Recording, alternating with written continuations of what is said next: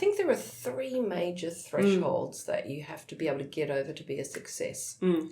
So academic success. The first threshold is you just have to be smart. You know, you have to be bright. You have to be able to actually do your stuff. And most, you know, kids go to school and they get straight A's and they think they're bright, and then they come to uni and they get straight A's and they think they're bright. Okay, so that's just step number 1. Yeah. Step number 2 is you have to be disciplined. Yeah. You can be as bright as you like, but if you're not disciplined, you won't get through that PhD and you won't get into the academic job, because it's sometimes a hard slog. But effectively, it's a passion, you know, it's a lifestyle, and you have to be really, really committed and disciplined to it. So of all the people that are super, super bright, a small percentage of them are disciplined enough that they'll get into it. And of all the people who are disciplined enough and get into it, a very small percentage of those have good communication skills. Right, that's so interesting. So at the end of the day, being super bright and super disciplined, it's having the skills to communicate your ideas to multiple audiences and to be able to convince people that what you're doing will change the world.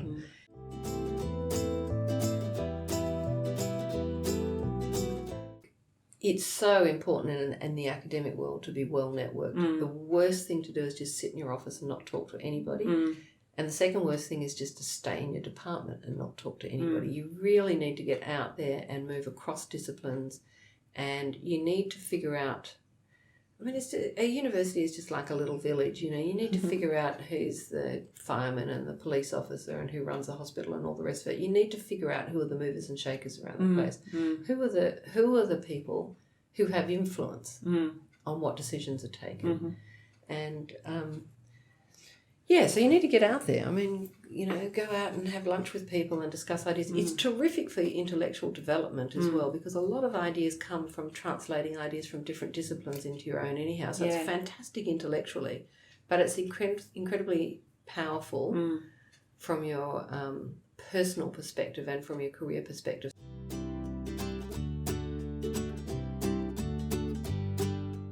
I think it's important, not just from a feminist point of view. It's very important from an intellectual point of view, and by that I mean that there's zero evidence that intellectual capacity and talent is distributed in any way other than uniformly across the genders and across the socio-economic field. What is distributed non-uniformly is opportunity.